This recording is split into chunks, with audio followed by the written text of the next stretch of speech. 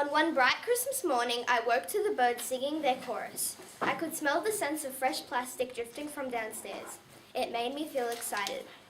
I was only 8 at the time, and there was one present I wanted more than anything else. More than receiving $100. More than receiving a trampoline. I had to get up at 7 a.m., and when I looked at the clock, it was only 5:30. I groaned a loud groan and stared up at the roof until it was time. After it felt like ages, I peered up at my clock and it was only 6:15. I couldn't take it, so I carefully drew the sheets off my bed. I opened the door, managing to only let out a tiny squeak. The hallway was lit only by a tiny crack through the bathroom window, painting a yellow streak of light across the carpet. My family was fast asleep, my dad snoring echoing against the walls. The stairs looked gloomy as if a shadow had just sneaked down. Was I really going to do this? Yes, I thought. I had to. I couldn't wait much longer. I wanted to get my hands on the present I wanted most. I took a deep breath, shook the anxiety out of my mind, and stepped onto the staircase. The stairs squeaked quietly, my feet brushing against the smooth carpet. I took slow, steady steps, making sure not to make any loud noises.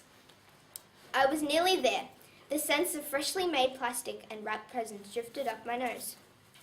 Finally, my dining room came to view. I was almost there. I could hear my fish tank bubbling. The sounds of the refrigerator echoed. I turned left and walked through the next hallway, and then into the lounge room. I couldn't believe my eyes. Presents filled the room, piling up on top of each other. After ages and ages of searching, the present I had wanted could not be found. All that you could hear was the clock ticking on the wall. I sat on the lounge, my mind racing with thoughts. Why hadn't I received that gift? Had I done something wrong? I peered over at the big Christmas tree. It shone brightly against the crack of sunlight. Something caught my eye. Was that there before? I stood up and sneaked over to the large thing, covered in a Christmas decorated blanket. Should I take the blankets off? I peered at the clock. There were only a few more minutes till my family would wake up. I had to. Went the blanket as I drew it off. The breeze of the blanket sliding off made my hair sway. I looked under and there it stood. I opened my mouth, but nothing came out. I had got it.